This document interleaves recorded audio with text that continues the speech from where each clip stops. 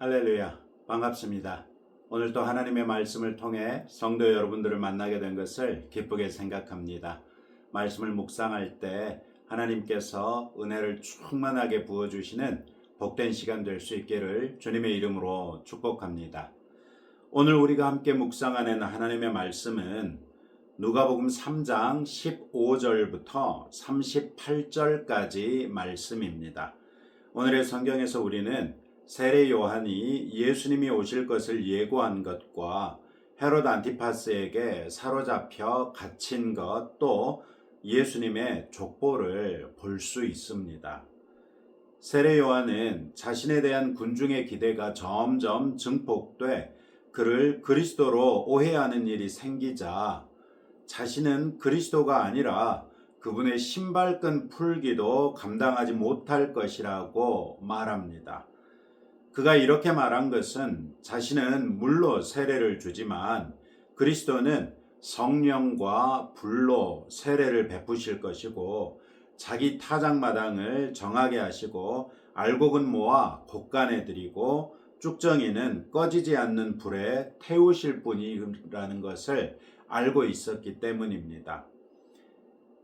예수님이 백성을 구원하실 분이시며 그분을 믿는가의 여부에 따라 영원한 생명을 가질 수 있는지가 결정된다는 것이지요. 요한은 이렇게 말함으로써 자신이 그리스도가 아니라는 사실뿐 아니라 그리스도께서 어떤 권능으로 임하실 것이며 그리스도께서 하실 일들이 무엇인지까지 말해줌으로써 백성들의 주목을 자기 뒤에 오실 예수님께로 주목시켰습니다. 요한의 이런 태도는 그리스도 예수를 증거하는 우리에게 반드시 필요한 태도입니다. 우리가 전하는 예수님과 그분의 복음이 돋보일 수 있도록 늘 우리 스스로를 낮추고 가릴 수 있으면 가려야 한다는 것입니다. 요한은 많은 사람들이 자신에게 몰려들 때였기 때문에 충분히 더 큰 인기를 도모할 수도 있었습니다. 그러나 그는 본분에 충실했습니다. 그는 그리스도의 길을 예비하는 사람으로서의 본분을 신실하게 감당함으로써 백성의 마음이 예수님께로 열리게 하는 귀한 사역을 효과적으로 수행했습니다. 비록 그는 18절부터 20절에 있는 것처럼 헤롯 안티파스가 자기 동생의 아내 헤로디아를 아내로 맞은 것을 비판함으로 인해 감옥에 갇혔다가 그대로 허망하게 죽임을 당하고 말지만 그의 이름은 성경에 기록되어 충성스러운 하나님의 사람으로서 많은 그리스도인들의 귀감이 되고 있습니다. 우리가 우리 스스로를 드러내면 그리스도와 복음이 가려질 수밖에 없고 우리 스스로를 감추면 그리스도와 복음이 더욱 선명하게 증거될 수 있을 것입니다.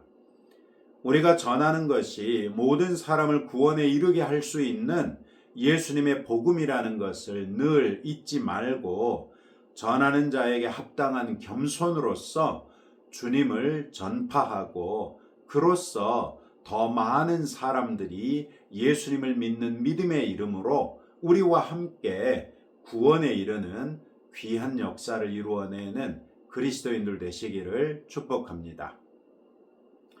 21절부터 22절은 예수님이 세례를 받으신 사건을 간결하게 소개하고 있습니다. 예수님은 죄가 없는 분이시기 때문에 회개의 물 세례를 받으실 이유가 없었습니다. 그럼에도 불구하고 예수님은 기꺼이 세례를 받으셨습니다. 예수님이 세례를 받으시려 할 때 세례 요한조차도 당황하여 내가 당신에게 세례를 받아야 하는데 내게서 세례를 받으려 하시느냐고 깜짝 놀라며 만류했던 것이 기억나실 것입니다. 예수님께서 회개할 일이 있었기 때문이 아니라 예수님이 스스로를 죄인들과 동일시하셨기 때문에 세례를 받으셨던 것입니다. 장차 예수님이 십자가에 죽으실 때 모든 사람들의 죄를 대신 진 죄인으로서의 죽음을 당하셔야만 하는데 바로 이때 죄인들과 자신을 동일시함으로써 장차 내가 죄인들의 죽음을 당할 것이고 장차 내가 모든 죄인들의 죄를 다 지고 죽을 것이라는 것을 알려주신 것입니다.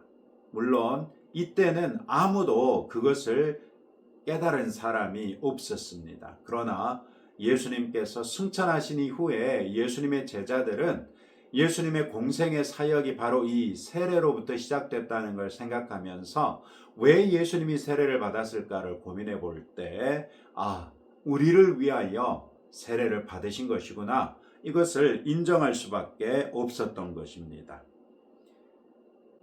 예수님이 세례를 받으실 때 세 가지 일이 일어납니다. 먼저 예수님의 기도로 인해 하늘이 열렸고요. 그 열린 하늘로부터 성령께서 비둘기 같은 형체로 예수님 위에 강림했습니다. 마지막으로 하늘로부터 소리가 있어 예수님이 하나님께서 사랑하시는 아들이시며 하나님께서 예수님을 기뻐하신다라는 것을 말씀해 주셨습니다. 이것은 마치 왕이 자기 아들을 많은 사람들 앞에 자랑 삼아 내어놓는 것과 같은 형식을 띠는 것이지요. 많은 사람들에게 예수님이야말로 하나님의 아들이시며 그렇기에 그분 위에 성령이 임하셨고 그분의 기도로서 하늘이 열린다는 것을 보여주신 것입니다. 우리 그리스도인들은 예수님의 이름으로 일컬어지는 사람들입니다. 크리스천들입니다. 하나님께서 그리스도 예수 안에서 우리를 자녀 삼으셨고 우리에게 예수님의 권세 있는 이름을 주셨습니다. 우리는 이 예수님의 이름으로써 하나님 앞에 기도할 수도 있고 하나님을 섬길 수도 있으며 하나님의 나라를 위해서도 무엇인가를 할 수 있습니다. 오직 예수님의 이름으로써 행할 때라야 그것들을 하나님께서 기쁘게 받으실 것이고 인정하실 만한 일이 될 것입니다. 이 사실을 잊지 마시기 바랍니다. 우리가 무슨 일을 하든 다 예수의 이름으로써 하고 자랑하더라도 예수님의 이름을 자랑하십시다. 예수님의 이름과 그 이름이 가진 권세와 권위를 깊이 묵상하고 즐겨 예수님의 이름을 의지하십시다. 예수님의 이름으로 기도함으로써 우리의 기도가 응답되는 것을 볼 수 있기를 바랍니다. 예수님의 이름으로 하나님을 섬기고 세상의 증인이 되십시다. 그래서 우리의 섬김이 하나님 앞에 있는 행위록에 기록되고 우리를 위하여 하나님 나라의 상급을 쌓아가는 복된 성도들이 되십시다. 23절부터 38절에는 예수님의 족보를 소개하고 있습니다. 마태복음 1장에 있는 족보와는 달리 누가는 예수님으로부터 시작하여 아브라함과 아담을 거쳐 하나님에게까지 이어지는 족보를 소개하고 있습니다. 마태복음은 숫자 14를 강조함으로써 예수님이 다윗의 후손으로서 오신 메시아라는 것을 강조했던 데 반해 누가복음은 예수님이 하나님의 아들이심을 강조하기 위해서 예수님에게서 시작하여 하나님으로 끝나는 족보를 소개하고 있는 것입니다. 예수님은 첫사람 아담처럼 온 인류를 대표하는 둘째 아담이 되셨습니다. 우리 그리스도인들은 예수님 안에서 모두 하나님과 연결됐습니다. 우리가 하나님과 연결된 것에 관하여 로마서 8장은 하나님의 사랑으로부터 우리를 끊을 수 있는 것이 도무지 없다고 확언해 주고 있습니다. 참으로 우리는 예수 그리스도 안에서 영원한 하나님의 자녀가 됐고 하나님 나라의 영원한 시민이 됐습니다. 하나님과 우리 사이의 이 연결은 영원한 연결이며 그것을 보증하기 위해 하나님께서는 우리 각 사람 안에 성령 하나님을 보내주시고 이 성령 하나님으로 우리와 영원히 함께 있게 하셨습니다. 이처럼 예수님은 우리에게 주실 수 있는 그 어떤 선물보다도 값진 선물을 주셨습니다. 우리의 모든 죄악을 영원히 용서하셨고 구원과 영생을 우리에게 주셨으며 우리에게 영원하신 아버지로서 하나님과 연결시켜 주셨습니다. 그리고 오늘 또 우리는 하나님과 영원히 끊어지지 않는 연결 가운데서 하나님의 인도하심을 신뢰하고 하나님의 보호와 긍휼과 자비와 인자하심을 의지하여 단 1초 앞도 내다볼 수 없는 막막한 하루를 일상처럼 또 맞이하며 담대하게 살아나갈 수 있게 된 것입니다. 그리스도 예수 안에서 하나님과 영원히 연결된 우리의 삶에 대하여 묵상해 보시고 은혜에 대하여 감사드리며 하나님과 동행하는 하루하루 되시기를 주님의 이름으로 축복합니다. 오늘도 이런 말씀을 붙들고 다음과 같이 함께 기도하겠습니다.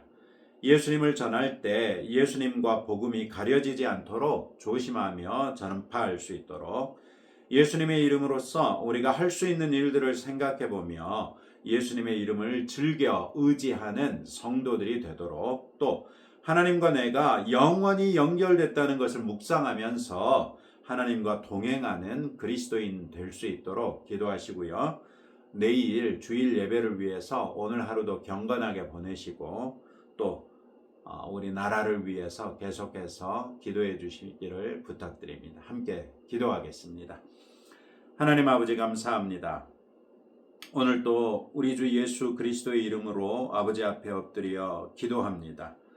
우리가 예수님을 전할 때 예수님과 복음이 우리로 인하여 가려지지 아니하도록 우리 스스로를 낮추며 감출 수 있는 경건한 그리스도인, 겸손한 그리스도인 될 수 있도록 은혜 베풀어 주옵소서. 그리하여 우리가 전파하는 예수님의 복음이 온전하게 증거되게 하사 많은 사람들이 우리의 전하는 것을 듣고 예수님께 나아올 수 있도록 은혜를 더하여 주옵소서.